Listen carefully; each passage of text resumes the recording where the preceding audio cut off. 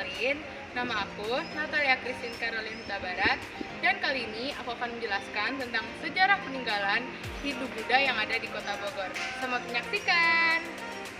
Oke, kali ini aku akan ngebahas beberapa teori kenapa agama Hindu dan Buddha itu bisa masuk ke Kota Bogor, serta salah satu bukti peninggalan sejarah agama Hindu Buddha yang ada di Kota Bogor.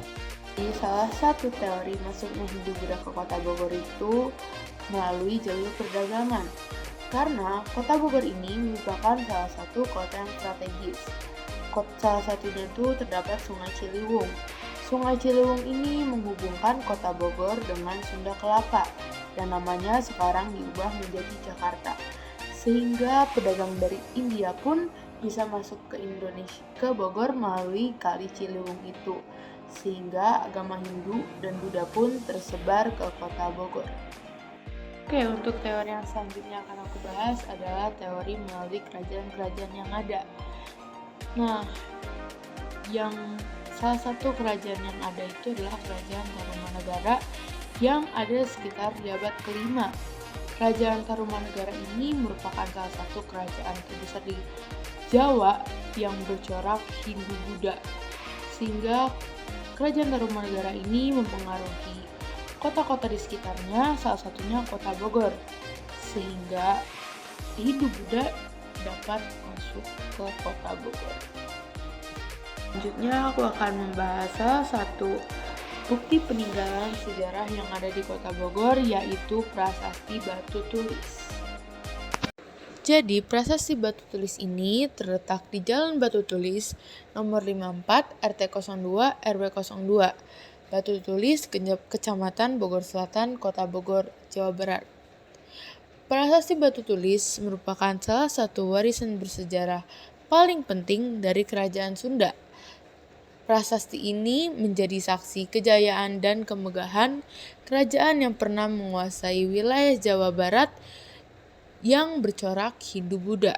Prasasti ini dibuat pada tahun 133 Masehi dan dipahatkan pada sebuah batu. Nah, selanjutnya ini adalah Prasasti Batu Tulis itu sendiri. Sejarah dari Prasasti Batu Tulis ini adalah cara pengobatan Raja-Raja Pajajaran di bawah kekuasaan Prabu Siliwangi pada tahun 1482 sampai 1521. Arti Siliwangi adalah Asih Wewangi atau berganti nama. Dia yang dinobatkan bernama Prabu Guru Dewata Prana, yang dinobatkan lagi untuk kedua kalinya bernama Sri Baduga Maharaja Ratu Haji. Di Pakuan Pajajaran Sri Sang Ratu Dewata. Dia yang membuat parit dan benteng Pajajaran. Sekarang bekasnya dapat dilihat di belakang asrama Pustiksi Lawang Gintung. Dia yang membuat peringatan berupa gunungan, dia membuat hutan Samida, dia membuat telaga Renanahawijaya yang terkenal dengan Lubuk Sipatuhunan. Bekasnya dapat dilihat di dalam Kebun Raya Bogor. Batu tulis yang dibuat semasa pemerintahan Surawesa, anak dari Prabu Siliwangi, pada tahun 1321 sampai 1535, yang dipersembahkan untuk mendiang ayahnya yang membanggakan silsilah serta kebesaran karya ayahnya. Tujuan utama pembuatan batu tulis ini ialah untuk upacara agama, agar sakti Sri Baduga Maharaja yang dianggap bersemayam dalam lingga, atau bisa disebut lambang kesuburan. Tanda kekuasaannya mampu melindungi negara yang diancam musuh. Di komplek batu tulis ini terdapat 15 buah peninggalan berbentuk batu, yang termasuk jenis batu terasit, yaitu batu yang terdapat di sepanjang aliran Cisadane. 6 buah batu di dalam cungkup, 1 buah di luar teras cungkup, 2 buah dan 6 buah di serambi dan halamannya. Batu Gigilang tempat duduk untuk upacara penobatan raja-raja. Semenjak Prabu Siliwangi berkuasa di Pajajaran, telah diambil oleh tentara Banten.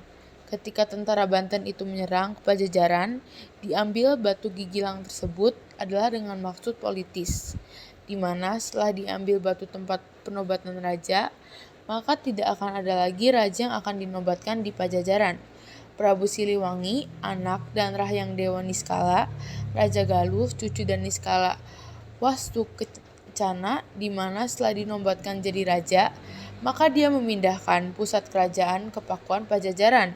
Mulai dari sini diambilnya sejarah hari lahir Bogor pada tahun 1482. Prabu Siliwangi atau Sri Baduga Maharaja adalah orang ragawa dan pemburu yang mahir, dan ia memiliki pasukan gajah. Keraton yang indah ini dinamakan Sang Bima, atau panjangnya Bima Punta Narayana Madura Suradipati, yang diperkirakan terletak di asrama Pusdiksi Lawan Gintung sekarang. Kekuasaan Prabu Siliwangi sampai ke seluruh Nusantara dengan pelabuhan internasionalnya ialah Kalapa dan Muara Sungai Ciliwung, juga Kelawung dan Cipakancilan dan Cisadane. Pajajaran merupakan kota yang strategis di daerah Mesopotamia. Isi dari prasasti batu tulis menggunakan huruf Sunda kuno atau aksara Pallawa, yang merupakan sistem tulisan yang digunakan di Jawa Barat pada zaman tersebut. Isinya memuat informasi tentang nama raja, wilayah kekuasaan, dan pencapaian-pencapaian yang dilakukan oleh raja tersebut. Teks dalam prasasti ini mengandung informasi yang memuatkan bukti sejarah tentang eksistensi kerajaan Sunda pada masa itu, yang merupakan salah satu kerajaan besar di Jawa Barat. Salah satu isi utama dari prasasti batu tulis adalah penyebutan Raja Purnawarman yang disebutkan sebagai pemimpin yang melakukan pembangunan infrastruktur dan memperluas wilayah kerajaan. Dengan adanya prasasti batu tulis merupakan bukti penting bagi sejarah kerajaan Sunda. Selain itu, prasasti ini juga memperkuat pengetahuan kita mengenai adanya hubungan antara kerajaan-kerajaan Indonesia dengan dunia luar, terutama India, yang pengaruhnya sangat besar dalam budaya dan agama Hindu-Buddha pada masa itu. Dengan adanya prasasti ini, kita bisa melihat bahwa kerajaan Sunda pada masa ini memiliki sistem administrasi yang maju dan hubungan yang erat dengan kerajaan-kerajaan lainnya, serta mendalami budaya dan agama yang berkembang pada waktu itu, yaitu agama Hindu dan Buddha. Secara keseluruhan, prasasti batu tulis memberikan kita wawasan tentang kejayaan dan peradaban tinggi yang ada di wilayah Sunda, serta peran penting yang dimainkan oleh Raja Purnawarman dalam kerajaan Sunda. Di sekitar prasasti batu tulis pun terdapat makam. Beberapa sumber sejarah menunjukkan bahwa makam ini kemungkinan besar adalah makam seorang penguasa penting dari kerajaan Sunda. Jika ini adalah makam Raja Purnawarman, maka makam ini menjadi simbol penting dari kerajaan tersebut. Seiring dengan penemuan prasasti batu tulis di dekatnya, ada anggapan bahwa situs ini mungkin juga menjadi tempat pemakaman bagi raja-raja. Meskipun belum ada bukti arkeologis yang pasti mengenai siapa yang dimakamkan di sana. Penjelasan aku tentang teori serta bukti peninggalan masuknya Hindu-Buddha di Kota Bogor. Terima kasih.